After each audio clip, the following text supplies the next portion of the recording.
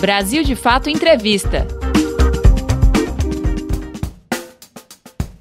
Olá, estamos começando mais um Brasil de Fato Entrevista. A conversa de hoje é com Bianca Santana, jornalista, escritora e integrante da Uniafro e da Coalizão Negra. Na entrevista, ela fala sobre as manifestações das últimas semanas e reflete sobre o movimento negro no Brasil.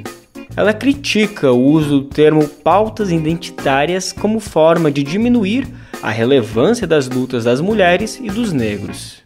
Também fala sobre o que representa a figura da Marielle Franco e por que da necessidade de descobrir quem a matou. Confira!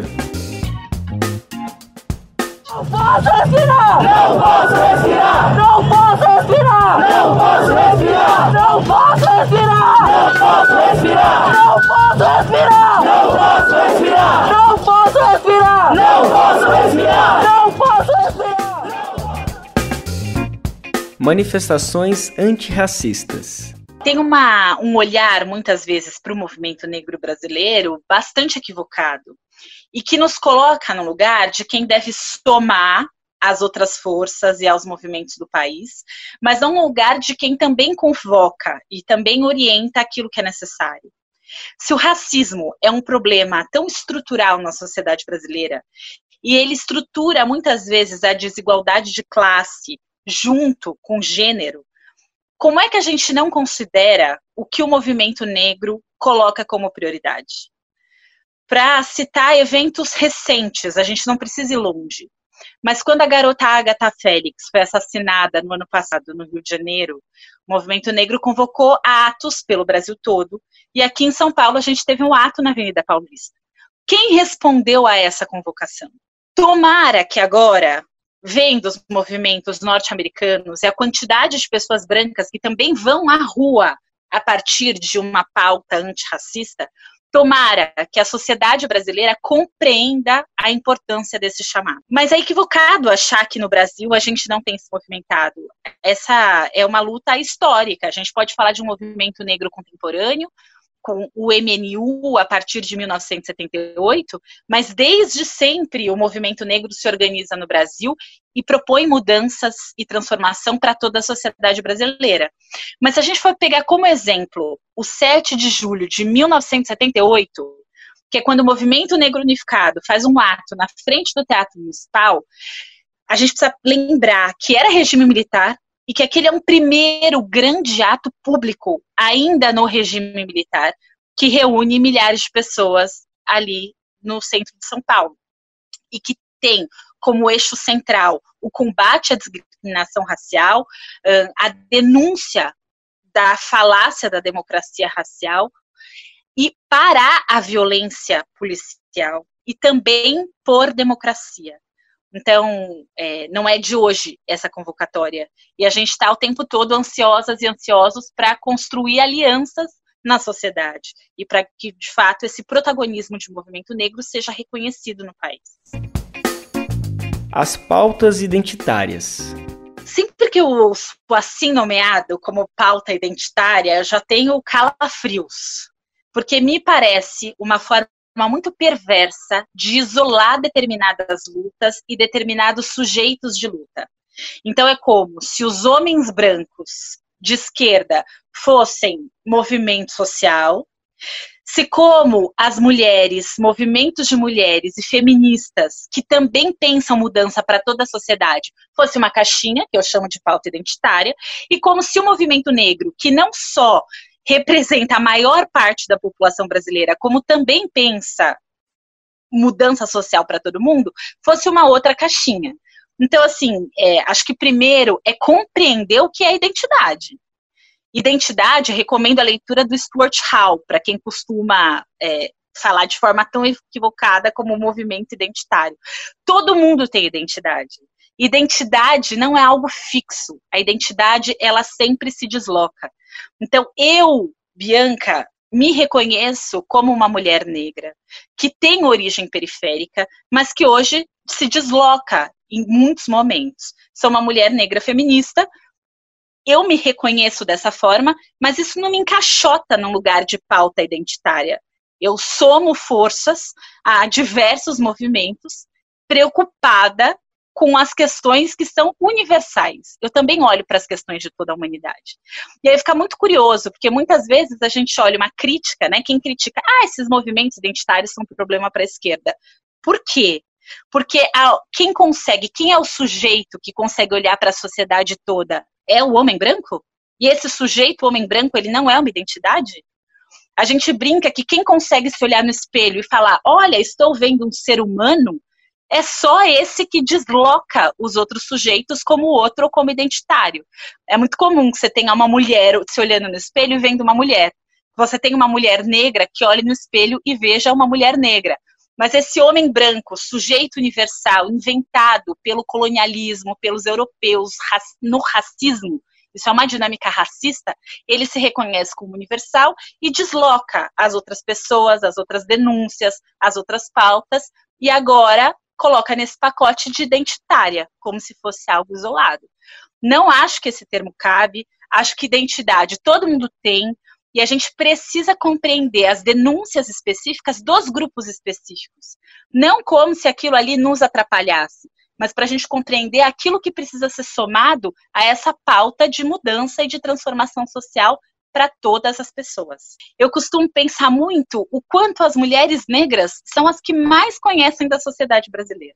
Porque muitas vezes elas estão nas favelas e conhecem a realidade da parcela mais pobre da população, elas convivem com operárias, operários, trabalhadores de diversos segmentos, e elas trabalham nas casas das classes médias ou das elites brasileiras, vendo direitinho como é que os ricos vivem, como é que a elite se organiza.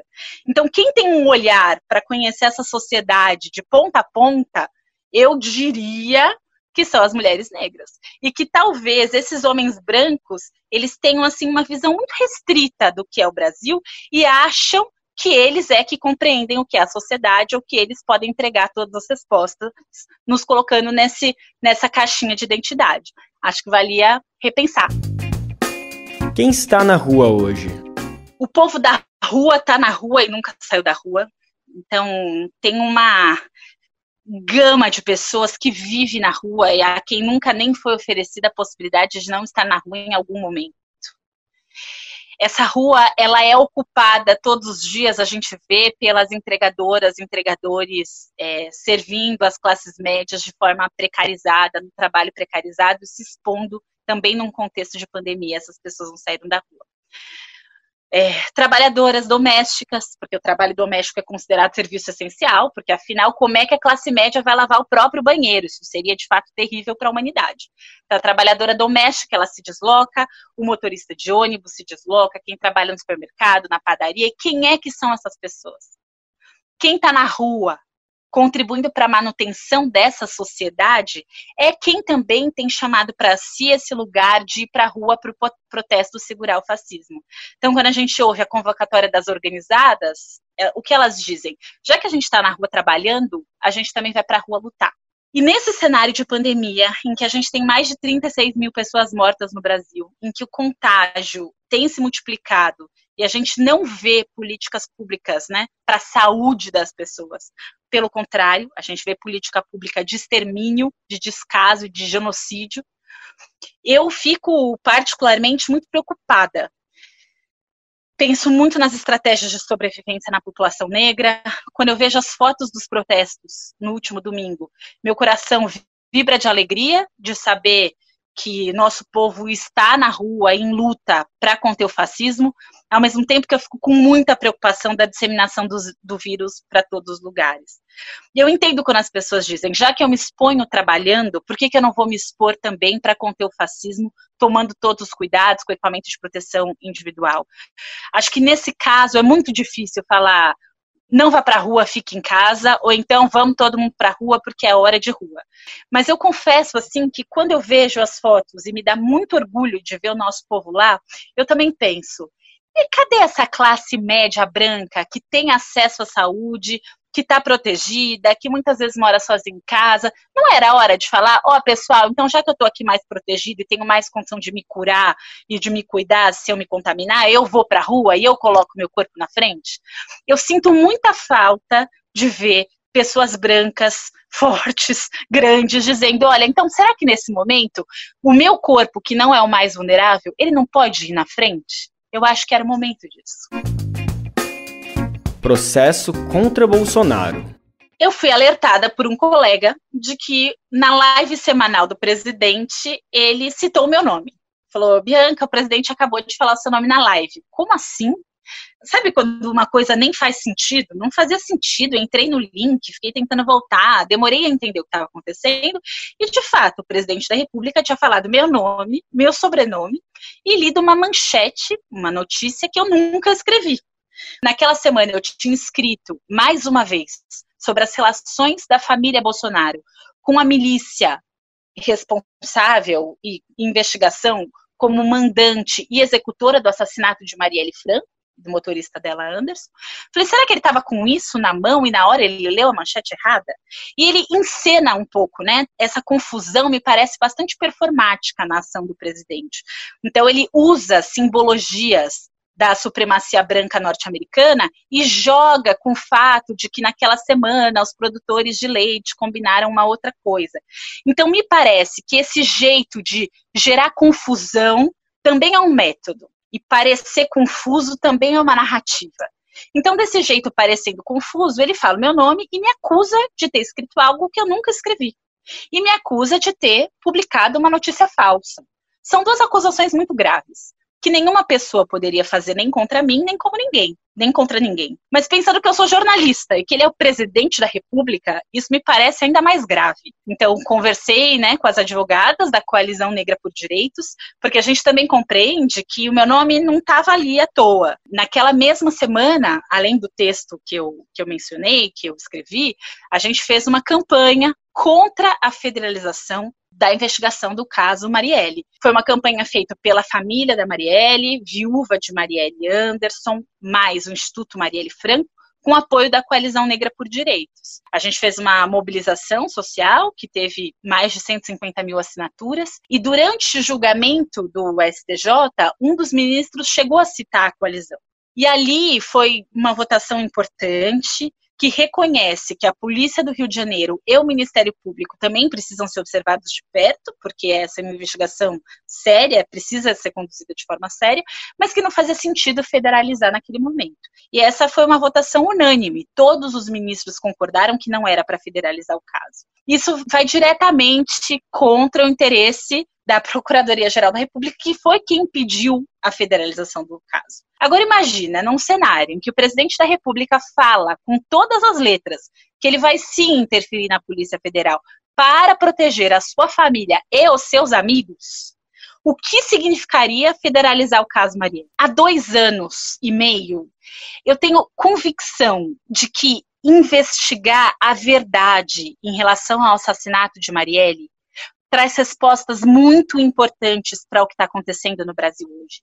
Além da Marielle ter sido uma vereadora, mulher negra, favelada, bissexual, e o seu assassinato ter uma importância simbólica importante sobre esse país, sobre o que a Renata Souza chama de feminicídio político, isso nos conta muito sobre as milícias do Rio de Janeiro. Isso nos conta muito sobre a família Bolsonaro e o poder que ela tem hoje até na presidência da República. Como é que a gente não pega essa investigação para fazer com seriedade? Como esse não é um tema importante na agenda pública e naquilo que a gente discute? O tempo todo eu trago essa questão dentro da Coalizão Negra por Direitos, eu trago essa questão onde quer que eu vá. E nos meus textos, tudo que eu escrevi praticamente desde então, eu falo sobre isso, nem que seja em uma linha. Quando eu publico um texto que fica 2 dias na home do UOL, na semana da federalização, por acaso o presidente da República fala o meu nome numa transmissão pública? Não tem acaso, não tem coincidência, tem relações. Isso me indica que essa é a pergunta acertada a fazer. Então eu vou na justiça contra o presidente porque ele não pode falar o meu nome me acusando de algo que eu não fiz e porque isso é uma ameaça à liberdade de expressão, isso é uma forma de tentar coagir jornalistas. Esse é um jeito, talvez, esquisito deles de operar, de avisar para as milícias digitais quem sou eu, qual é o meu nome, o que eu estou fazendo, mas isso me dá muita força para seguir perguntando quais as relações da família Bolsonaro com o assassinato da Marielle Franco. Você está ouvindo a entrevista com Bianca Santana, jornalista, escritora e integrante da UNEAFRO e da Coalizão Negra. Na conversa, ela falou sobre as manifestações das últimas semanas. Ela explicou sua crítica ao termo pautas identitárias. Agora, ela também vai comentar o que representa a figura de Marielle Franco e por que da necessidade de descobrir quem a matou. O significado de Marielle. A minha sensação é que isso até dialoga com a meritocracia de que a direita tanto gosta. Então, se a direita diz que quem fala sobre racismo é mimimi, que é só trabalhar, que você tem que ir lá e você consegue, eu não concordo com isso, Marielle não concordava com isso, mas esse é o discurso dele. Se eles mesmos dizem isso, a Marielle é alguém que, mesmo nas condições adversas, mesmo que fruto de uma luta coletiva, dos cursinhos populares, de uma política pública de acesso à universidade, mas ela foi para o ensino superior, ela estudou pós-graduação e foi mestra, ela participou de inúmeras lutas políticas e foi eleita vereadora. Então, até num discurso meritocrático, você consegue olhar para a história da Marielle como alguém que quebrou o teto de vidro e chegou a um lugar impensável para uma mulher negra do lugar onde ela veio, das condições onde ela veio.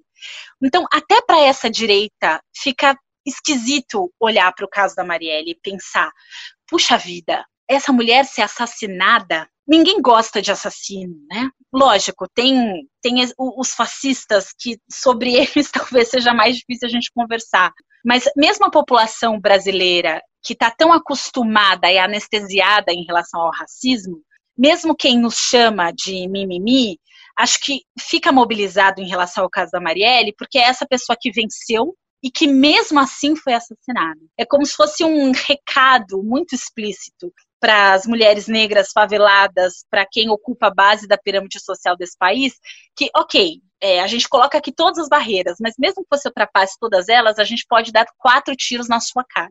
E aí fica muito difícil aceitar. Fica muito difícil para qualquer pessoa aceitar, porque é um nível de absurdo, de injustiça, de violência muito grande. Então, a Marielle, ela era uma mulher que vinha de uma origem e com uma história que permitia que ela conversasse com muitos setores da sociedade.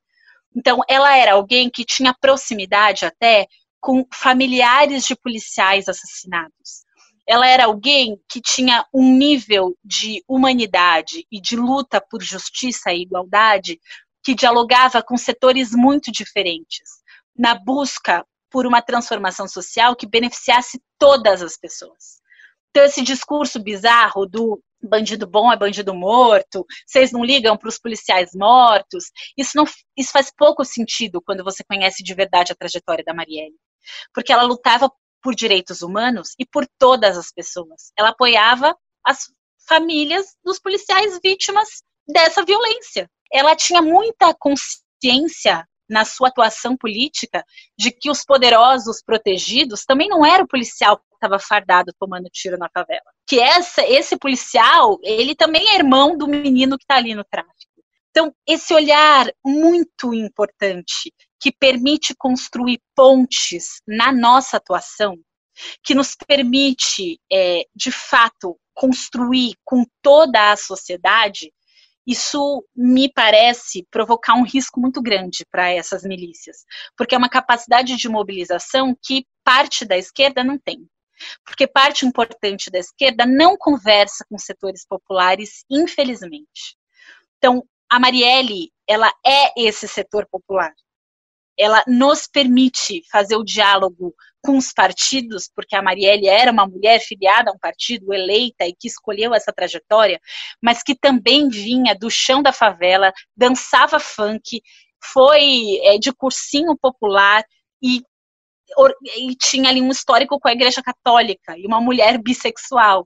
Então era um corpo negro de luta que representa muito de quem nós somos coletivamente. Acho que muitas pessoas olham para Marielle e se identificam com ela de alguma forma. Mulheres negras na história. Determinadas autoras, eu só soube que elas existiram no doutorado. Esperança Garcia foi uma mulher que mais ou menos em 1750 escreveu uma carta para o então governador do Piauí, denunciando a situação de violência a que ela e outras pessoas escravizadas eram submetidas. É um documento histórico, é muito importante. A Esperança Garcia é hoje reconhecida pela OAB do Piauí como a primeira advogada do Brasil, porque ela dominava a leitura e a escrita também como um instrumento político de defesa de um grupo. Como é que a gente nunca ouviu o nome da Esperança Garcia? Como a gente não leu a carta dela na escola? Como esse não é um documento importante no Brasil? Eu cito essa autora e a gente pode citar inúmeras outras. A gente conhece muito pouco da história do Brasil escrita pelas mulheres negras. E muitas vezes nos fazem acreditar que essa versão não existe. E isso é uma inverdade. As mulheres negras escrevem no Brasil desde pelo menos o século XVIII. E elas publicam no Brasil desde pelo menos o século XIX. E isso é importante para a gente conhecer a história de todo o país, não só a história das mulheres negras e da população negra. Então tem algo que a gente precisa fazer como lição de casa mesmo, que é uma arqueologia daquilo que a gente já produziu como pensamento, como nossa historiografia, e um estudo coletivo de disseminar essas vozes e esse pensamento sobre nós. Então isso é um trabalho prazeroso e árduo que a gente precisa fazer. Coalizão Negra. A Coalizão Negra por Direitos reúne hoje 150 entidades do movimento negro do país todo. Então, eu sou membro da UNEAFRO Brasil, que promove educação popular em diversos territórios. E assim como a UNEAFRO, a gente tem muitas outras entidades que trabalham com muitos temas diferentes no país todo, que reconhecem a importância de se articular com outras organizações negras para promover incidência política. Então, o objetivo da coalizão é utilizar todos os mecanismos institucionais possíveis para fazer política dentro e fora do Brasil em benefício da população negra. Se nós somos a maior parte da população e nós não estamos representadas ou representados nem no poder legislativo, nem no executivo, nem no judiciário, a gente precisa se articular como sociedade civil, como movimento social, para fazer política em benefício da população negra. E a coalizão, ela veio, assim, a gente sai de uma campanha eleitoral em 2018 em muitos lugares no Brasil, elegendo poucas pessoas negras, e depois da morte da Marielle, tinha, assim, algo muito forte nas pessoas de, finalmente a gente compreendeu como é importante eleger pessoas negras. Essa eleição vai ser diferente. E aí, depois da eleição, os números mudaram pouco. A gente não teve tantas deputadas, deputados negros, ou no executivo pessoas negras como a gente achava que poderia ter, e como é uma necessidade histórica no Brasil. Essa é uma dívida do Brasil, que a gente ainda não pagou, está longe de pagar. Bom, ok, o resultado da eleição não foi o que a gente esperava, a população negra continua muito subrepresentada, o movimento negro também. O que a gente faz? No meio disso, uma deputada baiana protocola um projeto de revogação de cota racial. Não podemos deixar isso acontecer. Esse é um direito conquistado pelo movimento negro, implementado em governos democráticos.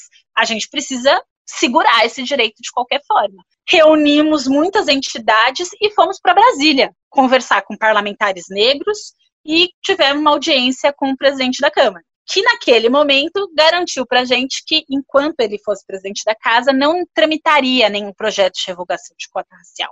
E ele disse, palavras dele, eu era contra cota racial, mas esse debate foi feito nessa casa, as cotas ganharam e elas têm se mostrado uma política de sucesso.